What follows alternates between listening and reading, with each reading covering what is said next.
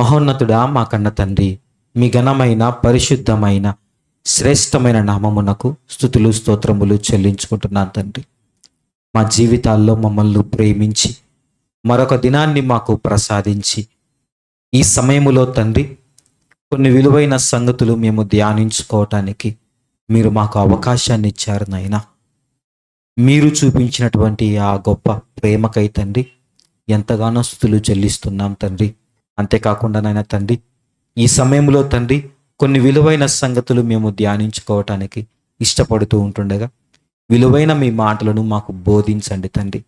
తదుపరి తండ్రి ఆ మాటలను బట్టి తండ్రి మా జీవితాలను అలవర్చుకొని మీకు అనుకూలముగా మలుచుకునే మంచి మనస్సును మా అందరికీ ప్రసాదిస్తారని ప్రాధేయపడుతూ యేసుక్రీస్తు ప్రభుల వారి యొక్క ఉన్నతమైన నామమున ఈ ప్రార్థన అడిగి వేడుకుంటూ సమర్పిస్తున్నాం తండ్రి. ఆమేన్. ప్రియమైన దేవుని వారలారా, దేవుని మహాకృపను బట్టి దేవుడిచ్చినటువంటి ఈ చక్కని సమయమునకై గడిచిన దినాములంతట్లో మనలను కాచి కాపాడి దేవుడు తన యొక్క మందిరమునకు మనల్ని నడిపించుకున్నటువంటి విధానమునకై దేవాది దేవునికి మనం అందరము ఒకసారి స్తుతులు చెల్లింపబద్దులమై ఉంటున్నాం. సమస్త ఘనత మహిమ ప్రభావములు దేవునికే చెల్లునుగాక. ఆమేన్. ఆమేన్. ప్రియమైన దేవుని వారలారా, దేవాది దేవుడు తన యొక్క పిల్లల విషయమై ఎల్లప్పుడూ ఒక ప్రత్యేకమైనటువంటి దృష్టిని సారించి ఉంటాడు. ఎందుకు అనంటే ఈ భూమి మీదికి పిల్లలను పంపించినది మొదలుకొని నేటి వరకు తన పిల్లలు తిరిగి తన యొద్దకు రావటానికి ఎటువంటి మార్గాలలో నడవాలో, ఎలా ఈ భూమి మీద జీవించాలో, ఎలా తనకు ఇష్టపూర్వకంగా బ్రతకాలో, తమ పవిత్రతను ఎలా నిలుపుకోవాలో, వీటన్నిటి విషయమై ఆది మానవుని దగ్గర నుంచి, ఆదాము గారి దగ్గర నుంచి దేవుడు తన పిల్లలతో దగ్గరగా ఉండి సహవాసము చేస్తూ వారికి ఎన్నో విషయాలు బోధిస్తూ తదుపరి ప్రవక్తల ద్వారా, పెద్దల ద్వారా, న్యాయాధిపతుల ద్వారా, చివరికి యేసుక్రీస్తు ప్రభుల ద్వారా, అపోస్తలుల ద్వారా ఇప్పటికీ వాక్యం రూపములో మనకందరికీ దగ్గరగా ఉంటూ, పిల్లలారా మీరు ఈ విధంగా బ్రతకండి, మీరు ఈ విధంగా ఉండండి, ఇలా ఉంటే మీరు లోకాన్ని జయించగలరు, ఇలా ఉంటే మీరు సాతాను మాయలో పడకుండా పవిత్రులుగా పరలోకానికి అర్హులుగా మారతారు అని ఎన్నో ప్రయత్నాలు చేసుకుంటూ వచ్చాడు దేవాది దేవుడు, మనందరి కన్న తండ్రి. అయితే ఎప్పటికీ ఎంత మంచి మంచి ప్రవక్తలను ఈ భూమి మీదకి పంపించినా, ఎంతగా తన పిల్లలకు దగ్గరగా ఉండి తను ఎన్ని పాఠాలు నేర్పించినా మనిషి మాత్రం పవిత్రతలో ఓడిపోతూ వస్తున్నాడు. ఏ మనిషి అందుకే అంటాడు, అందరూ ఎలా ఉన్నారంట, పాపము చేసి దేవుడు అనుగ్రహించు మహిమను పొందలేకపోతున్నారట. అందరూ, ఒక్కడునూ లేడు, నీతిమంతుడు ఒక్కడు కూడా లేడు. దేవుడు కల్లారా ఆకాశం నుంచి ఇలా భూమి వైపు తొంగి చూసినప్పుడు తనకు ఇష్టపూర్వకంగా బ్రతికే మనిషి ఒక్కడు కనిపించటం లేదంట. ప్రేమైన దేవుని వాళ్ళ ఒక తరాన్ని చూసినప్పుడు ఆ తరంలో ఎవరైనా తనకు ఇష్టపూర్వకంగా బ్రతికే వాళ్ళు ఉన్నారా అంటే 1% కూడా లేనటువంటి పరిస్థితి. ఎవరో కోట్లల్లో ఒకడు, భూమికి అంతటికీ ఒకడు అన్నట్టుగా మారిపోయేటువంటి పరిస్థితి. ఆయన అనుకున్న రేషియో వేరు, ఆయన అనుకున్న చిత్తము వేరు. ఆయన చిత్తం ఏంటి? అందరూ మారుమనసు పొందాలి, నాకు అందరూ కావాలి, అందరూ నా సైడ్ ఉండాలి అని దేవుడి యొక్క ఆలోచన. అని మనిషి మాత్రం దేవుణ్ణి పక్కకు పెట్టి పూర్తిగా అపవాది యొక్క ఆలోచనలతో మిళితమైపోయి దేవుడికి దూరం అయిపోతూ వస్తున్నాడు. అయితే యేసుక్రీస్తు ప్రభుల వారు ఈ భూమి మీదకి వచ్చిన తర్వాత, ఆయన జీవితం జీవించిన తర్వాత అపోస్తలుడైన పౌలు గారు ఎఫెసీ సంఘానికి ఒక మాట రాస్తూ ఒక చక్కని మాట చెబుతున్నాడు. ప్రియమైన దేవుని వారలారా, ఒక క్రిస్టియన్ లైఫ్ లేదా ఈ భూమి మీద జీవిస్తున్నటువంటి ఒక మనిషి మళ్ళీ చెప్తున్నాను, ఒక మనిషి, ఒక మానవుడు, శరీరాన్ని కలిగి జీవిస్తున్నటువంటి ఒక మానవుడు, ఇంకా మన మన యొక్క భాషలో చెప్పుకోవాలంటే ఒక క్రైస్తవుడు ఎలా ఉండాలి, ఏ విధంగా తన లైఫ్ని కొనసాగించాలి అని ఎఫెసీ సంఘానికి రాస్తూ 4వ అధ్యాయములో 15వ వచనంలో ఒక చక్కని మాట చెబుతున్నాడు. ఒక్కసారి చూసే ప్రయత్నం చేద్దాం ప్రేమన దేవుని వల్ల. ఎఫెసీ సంఘానికి రాసినటువంటి పత్రిక 4వ అధ్యాయము 15వ వచనం అన్న చదవండి. ప్రేమ కలిగి సత్యము చెప్పుచు క్రీస్తు వలె ఉండుటకు మనము అన్ని విషయములలో ఎదుగుదము. యేసుక్రీస్తు ప్రభుల వారి గురించి మాట్లాడుతూ పౌలు గారు ఒక సంఘముతో మాట్లాడుతున్నాడు. ఈరోజు మనతో కూడా మాట్లాడుతున్నాడు. ఎలా మాట్లాడుతున్నాడంటే, అన్నలారా, తమ్ముళ్ళారా, చెల్లెళ్ళారా, మీరందరూ ఎలా ఎదగాలో తెలుసా? ఎవరిలా ఉండాలో తెలుసా? ప్రేమ కలిగి సత్యం చెప్పుచు ఎలా ఉండాలంటమా? క్రీస్తు వలె ఉండుటకు మనము అన్ని విషయములలో ఎదుగుదాము అంటున్నాడు. మనం అన్ని విషయాలు ఏమండి, ఆదివారం సంఘానికి వచ్చినప్పుడు మాత్రమే కాదట, మన యొక్క లైఫ్ స్టైల్ యేసుక్రీస్తు ప్రభుల వారిని పోలి నడుచుకోవాల్సింది. అన్ని విషయాల్లో క్రీస్తును పోలి నడుచుకోవాలట. పౌలు గారు ఎంత చక్కగా చెబుతున్నాడు చూడండి. ప్రేమ కలిగి సత్యము చెప్పుచు క్రీస్తులా మీరందరూ అన్ని విషయాల్లో ఎదగండి అంటున్నాడు. లివ్ లైక్ ఎ జీసస్ లాగా, యేసుక్రీస్తు లాగా మీ జీవితాన్ని ఒకసారి సెట్ చేసుకోండి అని చెప్తున్నాడు. ఏమండి, లోకములో ఉన్న వాళ్ళందరూ, లోకంలో యవనస్తులైతే ఎవరిని బాగా ఇన్స్పిరేషన్గా తీసుకుంటారు? ఎవరిని? సమ్ హీరోస్, ఫిల్మ్ యాక్ట్రెస్ని ఇన్స్పిరేషన్గా తీసుకుంటారు. వారిలాగా నేను డ్రెస్అప్ అవ్వాలి, వారిలాగా నేను యాక్ట్ చేయాలి, వారిలాగా నేను ఫేమస్ అవ్వాలి అనుకుంటారు. సమ్ అదర్ పీపుల్ స్పోర్ట్స్ మ్యాన్ని వాళ్ళకు ఎలా పెట్టుకుంటారంటే ఇన్స్పిరేషన్గా పెట్టుకుంటారు, మోడల్గా పెట్టుకుంటారు.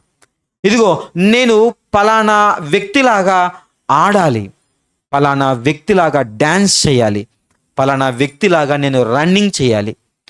సో సమ్ అదర్ పీపుల్స్ని మనం ఏం చేస్తుంటామంటే ఇన్స్పిరేషన్గా పెట్టుకుంటాం. ఇంకా మరికొందరు చదువుకునే పిల్లలైతే లైక్ సైంటిస్ట్ వాళ్ళని, బాగా చదువుకున్న వాళ్ళని, పెద్ద స్థాయిలో ఉన్నటువంటి ఐఏఎస్ ఆఫీసర్స్ని, వాళ్ళని ఇన్స్పిరేషన్గా పెట్టుకుంటారు.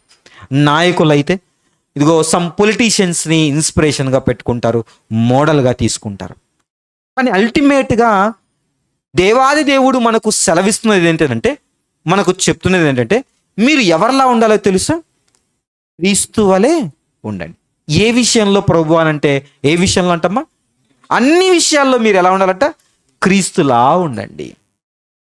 యేసుక్రీస్తు ఎలా మాట్లాడతాడు, ఎలా ఆలోచిస్తాడు, ఎలా ప్రయాణం చేస్తాడు, ఎలా పెద్దవారితో ఎలా మాట్లాడతాడు, ఎలా ప్రార్థన చేస్తాడు, ఏ సిచ్యువేషన్లో ఎలా రియాక్ట్ అవుతున్నాడు యేసుక్రీస్తు ప్రభుల వారు, అలా ఉండడానికి మీరు ట్రై చేయండి. యేసుక్రీస్తు ప్రభుల వారిని మీ గోల్గా, మీ మోడల్గా సెట్ చేసుకోండి అంటున్నాడు. ఇంతకు యేసుక్రీస్తు ప్రభుల వారు ఎవరో తెలుసా? ఏమండి, యేసుక్రీస్తు ప్రభుల వారు ఎవరు అనంటే, దేవాది దేవునికి ఒక జిరాక్స్ కాపీ, దేవాది దేవుడికి ఒక ఇమేజ్. దేవాది దేవుణ్ణి అద్దం ముందు పెడితే అద్దంలో కనబడుతున్న ఆ ఇమేజే ఎవరట? యేసుక్రీస్తు ప్రభుల వారు. జీసస్ ఎవరు అంటే ఇమేజ్ ఆఫ్ ఇన్విజిబుల్ గాడ్. అదృశ్యుడైన దేవుడి రూపాన్ని ఒక స్వరూపంగా నిలబెట్టి ఎవరినైనా చూపించాలనంటే అది ఎవరిని చూపించచ్చట? యేసుక్రీస్తు ప్రభుల వారిని చూపించచ్చట. దేవుడు తండ్రి ఆ రోజు యేసుక్రీస్తు ప్రభుల వారితో మాట్లాడుతూ, శిష్యులు మాకు తండ్రిని చూపించరా అని అడిగితే, మీరు నన్ను చూడటం లేదా? నన్ను చూసినవాడు నిన్ను చూచినట్టే అని మాట్లాడుతున్నాడు. దాని అర్థం ఏంటో తెలుసా? I am like my father. నేను నా దేవునిలా ఉన్నాను, నా తండ్రిలా ఉన్నాను. ఇప్పుడు మనల్ని ఏం కోరుకుంటున్నాడు తెలుసా దేవుడు? మీరు క్రీస్తులా ఉండండి. ఆల్రెడీ మనకున్న ఇమేజ్ ఎవరిదో తెలుసా అమ్మా? యేసుక్రీస్తు ప్రభుల వారిది. దేవుడికున్న ఇమేజే మనకు ఉంది. ఎలా చెప్పగలం ఈ విషయాన్ని? ఆదాము గారిని లేదా మనిషిని సృష్టించేటప్పుడు దేవాది దేవుడు ఒక మాట మాట్లాడతాడు. మనము మన స్వరూపమందు మన పోలిక చొప్పున నరులను చేయదు. మనిషిని సృష్టించేటప్పుడే దేవుడు తన స్వరూపాన్ని ఎవరికి ఇచ్చాడో తెలుసా? మనిషికి ఇచ్చాడు. స్వరూపం అంటే కనబడుతున్నటువంటి ఈ దేహం గురించి మాట్లాడటం లేదు దేవాది దేవుడు. మన స్వరూపమందు మన పోలిక చొప్పున నరులను చేయుదము అని అన్నాడంటే తనకున్నటువంటి ఎవ్రీ క్యారెక్టరిస్టిక్స్ని ఎవరికి ఇచ్చాడో తెలుసా? మనిషికి ఇచ్చాడు. కానీ మనిషి ఏమైపోయాడో తెలుసా? పెరుగుతూ పెరుగుతూ పెరుగుతూ పాపాన్ని సంతరించుకొని దేవుని స్వరూపాన్ని పోగొట్టుకున్నాడు. దీన్ని మళ్ళీ పెంచటం కోసం, అసలు మరిచిపోయిన దేవుని స్వరూపాన్ని తిరిగి తేవటం కోసం, వాస్తవానికి దేవాది దేవుని యొక్క స్వరూపాన్ని నరులమైన మనకందరికీ ఇచ్చాడు దేవుడు. కానీ మనిషి పాపంతో దాన్ని పోగొట్టుకున్నాడు. ఈ స్వరూపాన్ని మళ్ళీ తిరిగి మనలో చూడటానికి దేవాది దేవుడు ఎవరిలా నడుచుకోమని చెప్పాడో తెలుసా? యేసుక్రీస్తులా నడుచుకోండి, మీరు నా స్వరూపాన్ని పొందుతారు అని మాట్లాడు. మన అల్టిమేట్ గోల్ ఇప్పుడు ఏంటంటే యేసుక్రీస్తులా మనం మారిపోవాలి. యేసుక్రీస్తులా మనము ప్రవర్తించే వారమై ఉండాలి. ఒకప్పుడు దేవుడు ఏం మాట్లాడేవారంటే, నేను పరిశుద్ధుడను కనుక మీరును నాలా ఉండండి అయ్యా అని అంటున్నాడు. నువ్వు ఎక్కడో ఉన్నావు కదయ్యా, నీలా ఉండటం మాకు ఎలా సాధ్యం? నువ్వు ఎలా మాట్లాడతావో తెలీదు, నువ్వు ఎలా ఆలోచిస్తావో తెలీదు, నువ్వు ఎక్కడుంటావో తెలీదు, నువ్వు ఏం క్రియలు చేస్తావో మాకు తెలియదు కదా, నువ్వు దూరంగా ఉన్నావు కదా అని ఆలోచించిన మనిషికి దేవుడు ఒక సమాధానం ఇచ్చాడు. ఏంటో తెలుసా? అది యేసుక్రీస్తు ప్రభుల వారిని భూమి మీదకి పంపి ఒక ఆకారాన్ని ఇచ్చి తన ఇమేజ్నే, తన స్వరూపాన్నే, తనకున్న ప్రతి లక్షణాన్ని యేసుక్రీస్తు ప్రభుల వారి రూపంలో పెట్టి ఆయనకు ఒక శరీరాన్ని ఇచ్చి మనలాంటి శరీరాన్ని ఇచ్చాడు. కానీ స్వభావం మాత్రం ఎవరిది? స్వభావం ఎవరిది? దేవుడిది. తండ్రి స్వభావాన్ని కుమారునికి ఇచ్చాడు. ఈ లోకంలో మనిషి రూపాన్ని యేసుక్రీస్తుకు ఇచ్చాడు. ఈ స్వభావము, ఈ శరీరము రెండు కలగలిసినటువంటి రూపమే యేసుక్రీస్తు ప్రభుల వారు. ప్రియమైన దేవుని వల్ల ఆయనను చూసినప్పుడు నాలా ఉండాలని కోరుకున్నావు కదా నువ్వు, ఇదిగో ఈయనలా ఉండండి అని చెప్పాడు. అందుకే యేసుక్రీస్తు ప్రభుల వారు బాప్తిసం పొందినప్పుడు ఆకాశం చీల్చుకొని మరీ మాట్లాడతాడు దేవుడు. ఏమని మాట్లాడతాడు? ఇదిగో ఈయన నా ప్రియకుమారుడు, ఈయన యందు నేను ఆనందిస్తున్నాను, మీరందరూ ఏం చేయండి తెలుసా? ఈయన మాట వినండి. ఈయన మాట వినండి. ఇప్పుడు ఈయన చెప్తాడు మీకు, ఈయన ఎలా నడవాలో చెబుతాడు, ఎలా మాట్లాడాలో చెబుతాడు. ఒక్కసారి ఈయనకు లిజన్ టు హిమ్, ఒకసారి ఆయనకు చెవి ఎగ్గి వినండి. అందుకే యేసుక్రీస్తు ప్రభుల వారి గురించి యోహాను గారు ఏమని చెప్తాడో తెలుసా? ఎవ్వరూ ఎప్పుడును తండ్రిని చూడలేదు, తండ్రి రొమ్మునున్న అద్వితీయ కుమారుడే ఆయనను బయలుపరిచెను. అంటే తండ్రికి ఉన్నటువంటి ప్రతి లక్షణాన్ని బయలుపరిచింది ఎవరు? యేసుక్రీస్తు ప్రభుల వారు. యేసుక్రీస్తు ప్రభుల వారు ఇలా వచ్చి దిగిపోయి, నేను ఎలా చూస్తానో నా తండ్రి అలాగే చూస్తాడు. ఇప్పుడు మీ తండ్రి ఎలా మాట్లాడతాడో మీకు వినాలని ఉందా? నా మాటలు వినండి. మీరు మీ తండ్రి మాటలు విన్నట్టే. నేను మీ తండ్రి ప్రేమను మీరు చూడాలని ఉందా? నేను మిమ్మల్ని ప్రేమిస్తున్నాను కదా, దీన్ని ఫీల్ అవ్వండి. దీన్ని ఫీల్ అయితే మీరు ఎవరిని ఫీల్ అయినట్టు? దేవుణ్ణి ఫీల్ అయినట్టు. యేసుక్రీస్తు ప్రభుల వారనే స్వరూపము ఎవరి స్వరూపం అయ్యా అంటే అదృశ్యుడైనటువంటి దేవాది దేవుని యొక్క స్వరూపం. ఏమండి, ఈ భూమి మీద మన నరులమైన మనకి ఎంత ధన్యతో తెలుసా? ఎంత ధన్యతో తెలుసా? దేవాది దేవుడే తన స్వరూపాన్నంతా రంగరించి ఒక రూపానికి ఒక ఆకారాన్ని ఇచ్చి ఈ భూమి మీదకి పంపి, ఈయనలా ఉండండి, ఈయనలా ఉంటే మీరు నాలా ఉన్నట్టే, నాలా ఆలోచించినట్లే అని ఒక యేసుక్రీస్తు ప్రభుల వారనే ఒక శక్తిని, ఒక వ్యక్తిని మన కళ్ళ ముందు పెట్టి ఆయనను వెంబడించండి అని మనకు ఒక ఇన్స్ట్రక్షన్ ఇచ్చాడు. మీరు ఏం చేయాల్సిన అవసరం లేదు, జస్ట్ దీన్ని ఫాలో అయిపోండి.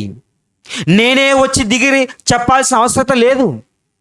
ఏమండి, అప్పుడప్పుడు ఏదైనా ఒక ఇన్స్ట్రుమెంట్, ఏదైనా ఒక డివైస్ కొనుక్కున్నప్పుడు తయారు చేసినాడే వచ్చి మన ఇంట్లో బిగించాల్సిన అవసరం లేదు. తను ఒక మాన్యువల్ ఇస్తాడు. ఆ మాన్యువల్ ఇచ్చి జస్ట్ దీన్ని చూడండి, ఇందులో నేను ఎలా అమర్చానో, ఎలా తయారు చేశానో, ఎలా ఫిట్ చేయగలిగానో ఇదంతా ఇందులో పెట్టాను.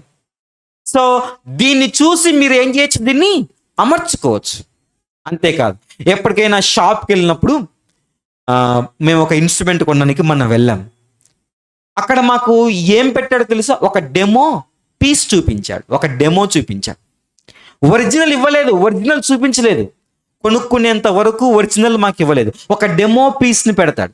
మొబైల్ని కొనుక్కోవాలనుకోండి, అక్కడికి ఏముంటుంది తెలుసా, ఒక డెమో పీస్ ఉంటుంది. జస్ట్ దాన్ని చూసి ఇలా ఉంటుంది ఫోన్, ఇలా ఉంటుంది నేను కొనబోయే డివైస్ అని అందులో ఉన్న ప్రతిదాన్ని చూసి అర్థం చేసుకున్నాం అనుకోండి, మనము కొనబోయేది అసలైన ఒరిజినల్ది. సో అలాగే ఉంటుందని మనం నిర్ధారణ చేసుకోవచ్చు. సేమ్ యేసుక్రీస్తు ప్రభుల వారిని మనకు ఎలా పంపాడో తెలుసా, తనకున్న ఒక ఇమేజ్ లాగా పంపాడు. ఈయన చూడండి, ఈయనను అనుసరించండి, ఈయన మాట వినండి, ఈయనలాగా బ్రతకండి. మీరు ఎలా మారిపోతారో తెలుసా, నన్ను అనుసరించినట్లే, నాతో మాట్లాడినట్టే, నన్ను చూసినట్టే అని చెబుతూ వచ్చాడు ప్రేమణ దేవుని వాళ్ళ. ఇప్పుడు యేసుక్రీస్తు ప్రభుల వారిలా ఎలా ఉండాలి, ఎలా ఎదగాలి, ఆయన లైఫ్ స్టైల్ ఏంటి, ఆయన లైఫ్ స్టైల్ ఏ విధంగా ఉండేది, ఎలా సందర్భాల్లో, ఎటువంటి సందర్భాల్లో ఎలా మాట్లాడేవాడు, ఎలా ఆలోచించేవాడు, కొన్ని విషయాలను మనం నేర్చుకునే మనసు ఈరోజు కలిగి ఉందాం ప్రేమణ దేవుని వాళ్ళ. చూడండి, ఫిలిప్పీలకు రాసిన పత్రిక 2వ అధ్యాయం 5వ వచనం చూడండి ప్రేమణ దేవుని వాళ్ళ. ఫిలిప్పీలకు రాసిన పత్రిక 2వ అధ్యాయం 5వ వచనం ప్రేమణ దేవుని వాళ్ళ. క్రీస్తు యేసునకు కలిగినటువంటి ఈ మనస్సును మీరును కలిగి ఉండండి. ఆయన దేవుని స్వరూపము కలిగిన వాడయ్యుండి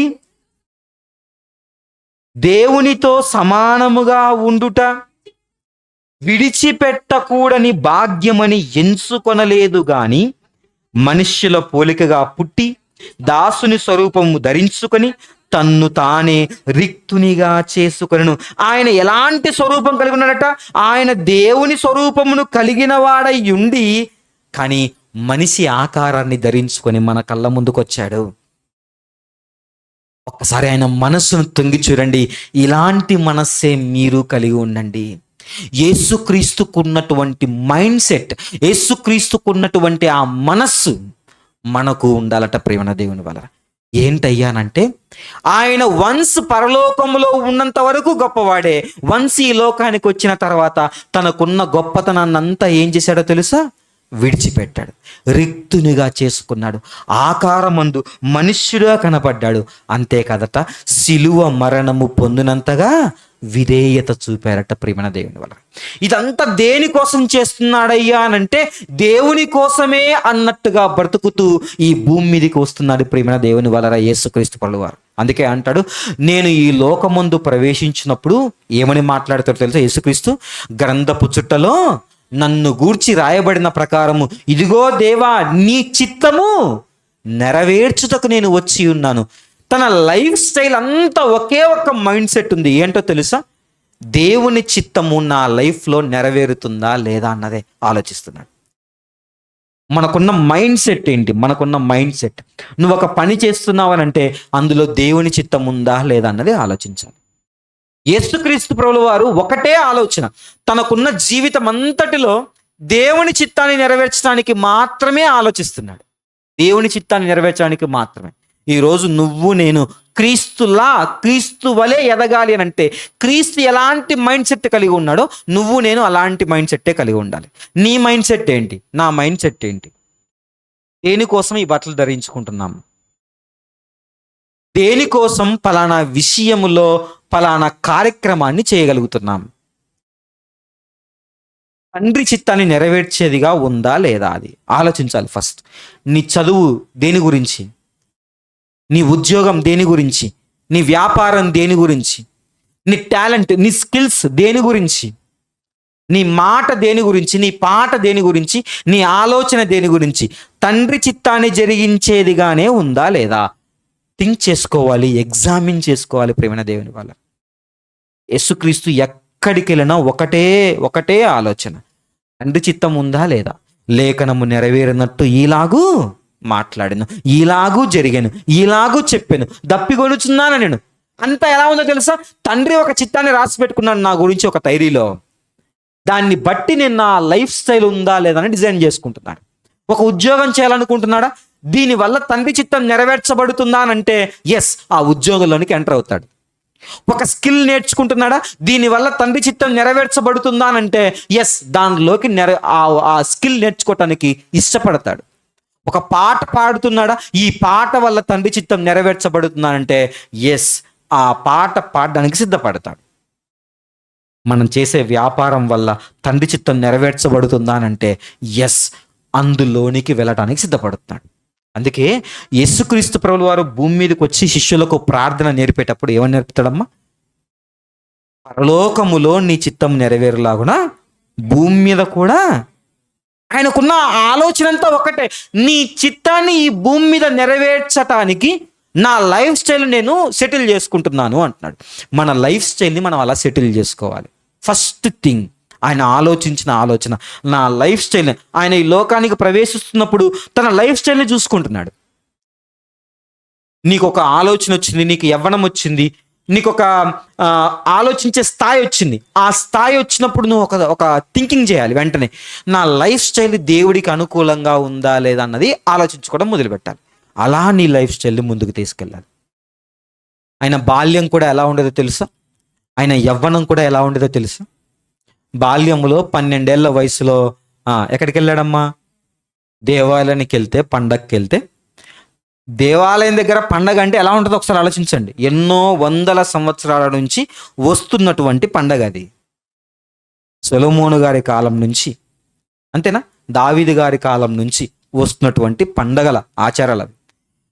అంటే ఎంత డెవలప్ అయి ఉంటుంది ఆ సరౌండింగ్, ఆ పండగ వాతావరణము, ఆ టెంపుల్ దగ్గర ఉన్నటువంటి ఆ యొక్క పరిస్థితి, ఆ ఎగ్జిబిషన్స్ కావచ్చు, ఆ తిరునాళ్ళ విషయంలో కావచ్చు, వస్తువులు కావచ్చు, బొమ్మలు కావచ్చు.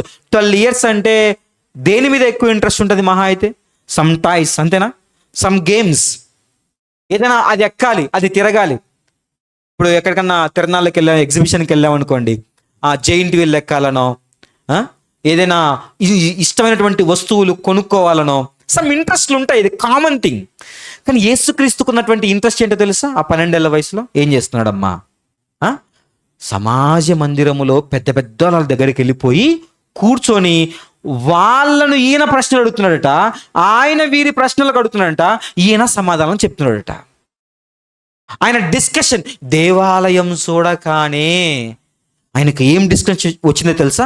నా తల్లి దగ్గర నేర్చుకున్నది ఒకటైతే, నా తండ్రి దగ్గర నేర్చుకున్నది ఒకటైతే, ఇప్పుడు వీళ్ళ దగ్గర ఏం నేర్చుకోవాలి నేను, లేదా వీళ్ళకి ఏం చెప్పాలి? ఒకటే ఆలోచన, అమ్మ నేను నా తండ్రి పనుల మీద ఉండవలని మీరు 12 yearsకి తను దేవుడి యొక్క పరిచర్య గురించి, మిషనరీ గురించి ఆలోచిస్తున్నారు అని అంటే మనకెన్నేళ్ళకు వచ్చింది దేవుని యొక్క మినిస్ట్రీ గురించి ఆలోచించే ఆలోచన? ఒకసారి ఆలోచించండి. లేదా మన పిల్లలకు ఎప్పటి నుంచి నేర్పగలుగుతున్నాం? 12 ఏళ్ళకి అది ఒక పండగలో పండగ అంటే సంతోషంగా గడపాలి, కుటుంబంతో జాలీగా తిరగాలి. వీళ్ళొకరే వచ్చింటారా? ఫ్రెండ్స్ కూడా వచ్చింటారు, బంధువులు కూడా వచ్చింటారు. సో వాళ్ళందరితో ఎంజాయ్ చేయాలి, గడపాలి, ఆడుకోవాలి. తప్పేం కాదు కదా, అది అలా ఉండటం తప్పేం కాదు. 12 ఏళ్ల వయసులో అలా కాకపోతే ఎలా ఉంటారు పిల్లలు? కానీ 12 yearsకి బైబిల్లో ఉన్న సంగతుల గురించి ఆలోచిస్తున్నాడు. ఇంట్రెస్ట్ అంతా ఆయనకి బైబిల్లో ఉన్న సంగతుల మీద ఉంది. ప్రేమన దేవుని వల్ల. ఇతను నాకంటే పెద్దవాడు కదా, ఇతనికి ఏదైనా కొన్ని విషయాలు ఏమైనా తెలిసి ఉంటాయేమో, ఒకసారి వెళ్ళి కనుక్కుందాం, ఆలోచిద్దాం, మాట్లాడదాం, డిస్కషన్లు చేద్దాం. ఎన్ని రోజులు చేశాడమ్మా ఇలాగా? ఎన్ని రోజులు? 2 days. పండగలో తల్లిదండ్రులు మరిచిపోయి వెనక్కి వెళ్ళిపోయిన తర్వాత కూడా తిరిగి వచ్చేంత వరకు ఎవరి దగ్గర ఉన్నాడమ్మా? ఈ వీళ్ళ దగ్గరే మాట్లాడుతున్నాడు. ఆ లోపు ఈయనకు ఫుడ్ ఏంటి, ఎక్కడ పడుకున్నాడు, ఎక్కడ ఉన్నాడు, ఏవి లేవా, ఏ టెన్షను లేదా, అమ్మ కోసం ఏడుపు లేదా, నాన్న కోసం ఏడుపు లేదా, ఒకటే ఆలోచన. ప్రేమ దేవుని వల్ల తండ్రి గురించి ఆలోచిస్తున్నాడు. ఇలా నువ్వు నేను ఉండగలమా? నాది ఆ స్టేజ్ దాటిపోయిందండి, 30+ వచ్చేసాయి. 12 yearsకి అలా ఆలోచించాడు. ఓకే, 30+ నుంచైనా అలా ఆలోచించడం మొదలు పెడతామా? పోనీ మన పిల్లలైనా 12 ఏళ్ళకి దేవుని గురించి ఎక్కువగా ఆలోచించే వాళ్ళగా చేయగలమా? 12 ఇయర్స్కి ఏమి ఎక్కువ ఆలోచన ఉంటుంది? ఏ హోంవర్క్ చేయాలి, ఆ? ఏ స్కూల్లో వేయాలి, ఏ స్కూల్లో ఏ సబ్జెక్ట్కి ఎన్ని మార్కులు వచ్చాయి, బాగా చదివావా లేదా, ఇవే కదండి ఎక్కువ ఆలోచించాలి.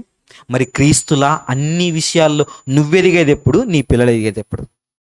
ఒక్కసారి ఆలోచించండి. క్రీస్తులా ఎదగటం అంటే it's not a easy thing ప్రియమైన దేవుని వాళ్ళరా. అది బాల్యము నుంచి, పునాదుల దగ్గర నుంచి అది మొదలయ్యే స్థితిలో ఉండాలి. ఇంకంతేనా? 12 ఏళ్ల తర్వాత ఇంటికి వచ్చాడా? ఇంటికి వచ్చినప్పుడు ఆయన స్థితి ఎలా ఉందో తెలుసా? చూడండి, లూకా రాసిన సువార్త 2వ అధ్యాయము, లూకా రాసిన సువార్త 2వ అధ్యాయము 52వ వచనం చూడండి ప్రియమైన దేవుని వాళ్ళరా.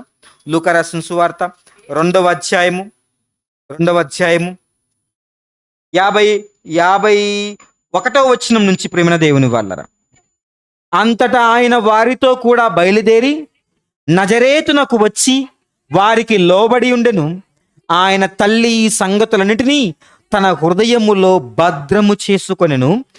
యేసు జ్ఞానమునందును వయస్సునందును దేవుని దయందును మనుష్యుల దయందును వర్ధిల్లుచూ ఉండెను. 12 ఏళ్లకు ఆయన లైఫ్ స్టైల్ ఎలా ఉందో తెలుసా? తల్లిదండ్రులకు లోబడి జీవిస్తున్నాడట. అక్కడ రాయబడింది ఆ మాట. మన 12 ఏళ్ల పిల్లలు లేదా 16 ఏళ్ళు, 17 ఏళ్ళు, 18 ఏళ్ళ వయస్సు కలిగినటువంటి పిల్లలు తల్లిదండ్రులకు లోబడి జీవించగలిగే స్థితిలో ఉండగలుగుతున్నారా? యంగ్స్టర్స్కి యేసుక్రీస్తు ప్రభువు వారు ఛాలెంజ్ చేస్తున్నారు. నా యంగ్ స్టేజ్లో నేను ఎలా ఉన్నానో తెలుసా? నా పాస్ట్ ఏంటో తెలుసా? నేను నా తల్లి తండ్రి మాట ఎప్పుడూ జవదాట్లేదు. 12 ఏళ్ల నుంచి 30 ఏళ్ళ వరకు ఆయన తిరిగి బయటకు వచ్చేంత వరకు తండ్రి ఏ పని చెబితే ఆ పని చేసేవాడు. తల్లి ఏ మాట చెబితే ఆ మాట అంగీకరించేవాడు. తండ్రి ఎటువంటి పని చేస్తున్నాడో ఆ పనిలో ఈ కుమారుడు కూడా సహాయం చేస్తున్నాడు, హెల్ప్ చేస్తున్నాడు. అంతే కదట. ఈ కుర్రాడు ఎలాంటి కుర్రాడట తెలుసా? మనుష్యుల దయ్యందును దేవుని దయ్యందును వర్ధిల్లుతా ఉన్నట్ట. బయటకు వస్తే ఈ కుర్రాన్ని చూపించే, రాయ్ ఆ చూర్రా ఆ మరియమ్మ కొడుకు చూసేవారు ఎటుంటాడు, ఎంత బాగుంటారా, తల్లిదండ్రులకి ఎంత బాగా హెల్ప్ చేస్తాడో తెలుసా, అలా ఉండాలరా అని ఇతర పిల్లలకి ఈ పిల్లవాడిని చూపించేంత గొప్పగా యేసుక్రీస్తు ప్రభువు వారి యొక్క లైఫ్ స్టైల్ ఉందంట. ఎప్పుడు ఏ స్టేజ్ ఇది? యంగ్ స్టేజ్లో, యూత్గా ఉన్నప్పుడు. అడల్ట్ స్టేజ్ చాలామంది అంటున్నాడు, కుర్రాడు కదండి, కొంచెం చెప్పిన మాట వినటం లేదండి, ఆ కుర్రాడు కదండి, కొంచెం దూకుడు ఎక్కువ అండి, ఈ కుర్రాడు కదండి, కొంచెం మాటలు తెలియక మాట్లాడుతూ ఉంటుంటాడండి.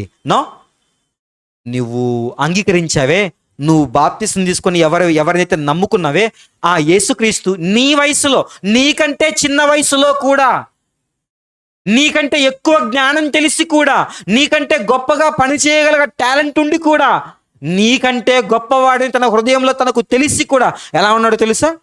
మనుషులందరి పట్ల ఎలా ఉన్నాడో తెలుసమ్మా? గౌరవంగా ఉన్నాడు. మనుష్యుల దయంతా అతని మీద ఉంది. ఎవరి మీద? యేసుక్రీస్తు ప్రభువు వారి మీద ఉంది.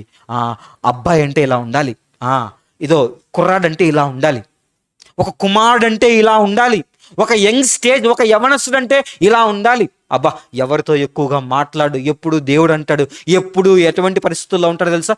ఎప్పుడు దేవాలయానికి వెళ్తా ఉంటాడట. ఏంటి 30 ఏళ్ళ తర్వాతనే ఆయన దేవాలయానికి పోలేదు సుమా? 30 ఏళ్లకు ముందు కూడా తన వాడుక చొప్పున అని ఉంటుంది బైబిల్లో. ఏముంటుందో తెలుసా? ఆయన బాప్తిసం తీసుకున్న తర్వాత తిరిగి మళ్ళీ దేవాలయానికి వెళ్ళి బైబిల్ తీసుకునేటప్పుడు ఏమని రాయబడుతుందంటే, యేసుక్రీస్తు ప్రభువు వారు తన వాడుక చొప్పున అని మాట్లాడతాడు. బైబిల్ చదవటం మొదలు పెడుతున్నాడు. వాడుక అని అంటే అలవాటు. యేసుక్రీస్తు ప్రభువు వారికి ఉన్నటువంటి హ్యాబిట్ ఏంటో తెలుసా? ఎవ్రీ డే దేవాలయానికి వెళ్తారట. ఎవ్రీ డే బోధన చేస్తారట, ఎవ్రీ డే బైబిల్ రీడ్ చేస్తారట, ఎవ్రీ డే ప్రేయర్ చేస్తారట. అది తనకున్నటువంటి యంగ్ స్టేజ్లో తనకున్నటువంటి హ్యాబిట్స్ అవి. తనకంటూ పెద్ద స్నేహితులు ఎవరు లేదు. ఆయనకున్న ఆలోచన అంతా ఒకటే, దూరంగా ఉన్నటువంటి బాప్తిసం ఇచ్చి యోహాను గురించి ఎక్కువగా ఆలోచిస్తూ ఉంటాడు. అంతే. తన చుట్టూ ఉన్నటువంటి యంగ్స్టర్స్ అందరికీ, ఆ చుట్టుపక్కల ఉన్న వాళ్ళే, ఈ పేతురు, ఈ యోహాను, వీళ్ళందరూ చుట్టుపక్కల ఉన్న వాళ్ళే, వాళ్ళందరూ వాళ్ళ సొంత ఊర్లో ఉన్న వాళ్ళే, వాళ్ళందరూ ఆ చుట్టుపక్కల ఊళ్ళల్లో వాళ్ళే వీళ్ళందరూ.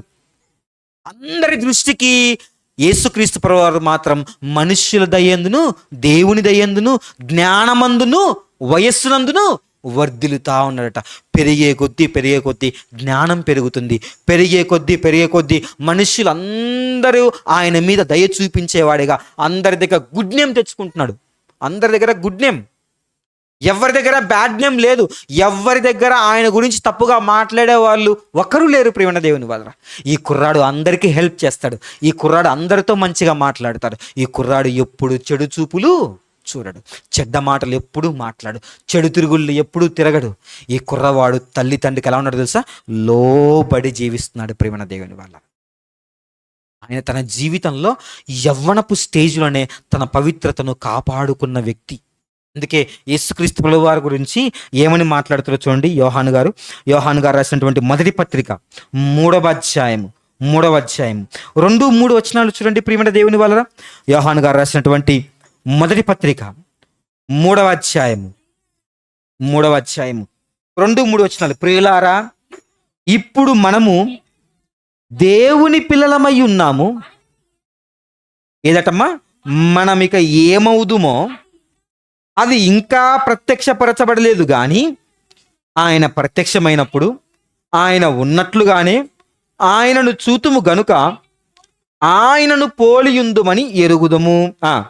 ఆయన యందు ఈ నిరీక్షణ పెట్టుకొనిన ప్రతి వాడును ఆయన పవిత్రుడై ఉన్నట్టు తన్ను పవిత్రునిగా చేసుకొను. యేసుక్రీస్తు ప్రభువారు పవిత్రుడుగా ఎలా ఉన్నాడు తన జీవితం అంతట్లో, మనము కూడా ఎలా ఉండాలంట? ఆయన పవిత్రుడిగా ఉన్నట్టు మనము కూడా పవిత్రంగా చేసుకోవాలట. యేసుక్రీస్తు ప్రభువారు నిలబడి, ఏమంటే 30 ఏళ్ళు అంటే 30 ఏళ్ళు అంటే ఇదిగో నా వయసు, ఏదో అన్నగారి వయసు మహా అయితే, ఈ 30 ఏళ్ళ ఈ యవనస్తుడు, వివాహం కాలేదు, ఈ యవనస్తుడు నిలబడి ఎలా మాట్లాడు తెలుసా? అందరి ముందు నిలబడి, నాలో పాపం ఉన్నదని మీలో ఎవడైనా స్థాపించగలడా? నాలో ఏమైనా ఫాల్ట్స్ ఉన్నాయి చెప్పగలరా మీరు ఎవరైనా? ఏమండి, ఒక యంగ్స్టర్, ఒక యువకుడికి ఇంతకంటే గొప్ప స్థితి ఇంకేముంటుంది? ప్రేమ దేవుని వాళ్ళు ఒకసారి ఆలోచించండి. ఇంతకంటే గొప్ప స్వాస్థ్యము, ఇంతకంటే గొప్ప సంపద ఏముంటుంది? ఒక యువకుడికి ఏంటో తెలుసా? ఎక్కువగా ఇంపార్టెంట్ క్యారెక్టర్ ఇంపార్టెంట్. వాడికి అప్పుడు ఎంత డబ్బులు ఉన్నాయి ఇవేం చూడ్డు. శరీరపరంగా అయితే బలాన్ని చూస్తాడంతే, అని అతనికి ఉన్నటువంటి పెద్ద అసెట్ ఏంటో తెలుసా? అతని క్యారెక్టర్. నా కుమార్తె లేదా నా కుమారుడు 20 years కాలేజీకి వెళ్తుంది, ఎవ్వరి గురించి ఆలోచించదు. నా బిడ్డ మీద నాకు నమ్మకం, నా కొడుకుని మీద నాకు నమ్మకం. అంటే ఒక తండ్రి ఒక తల్లి దేని విషయంలో ఎక్కువగా సంతోషపడతారో తెలుసా? పిల్లలకు ఉన్నటువంటి క్యారెక్టర్ మీద ఎక్కువగా సంతోషపడతారు. యేసుక్రీస్తు నిలబెట్టుకుంటున్నాడు. ప్రేమ దేవుని వాళ్ళ, ఏమంటున్నాడో తెలుసా? నాలో పాపం ఉన్నదని మీలో ఎవరైనా స్థాపించగలరా, నిరూపించగలరా? ఛాలెంజ్ చేస్తున్నాడు. ఒక యువకుడు నిలవబడి నాలో ఏదైనా ఒక తప్పు ఉందేమో, బైబిల్లో ఒక మాట రాయబడి ఉంటుంది, ఏమంటో తెలుసా? యవ్వనస్తుడు తప్పక నో నేను అలాంటి వాడిని కాదు, నాలా ఉండండి, మీరు నాలా ఉండడానికి ట్రై చేయండి మీరు అంటున్నాడు. ప్రియమైన దేవుని ఛాలెంజ్ చేస్తున్నాడు మనకందరికీ.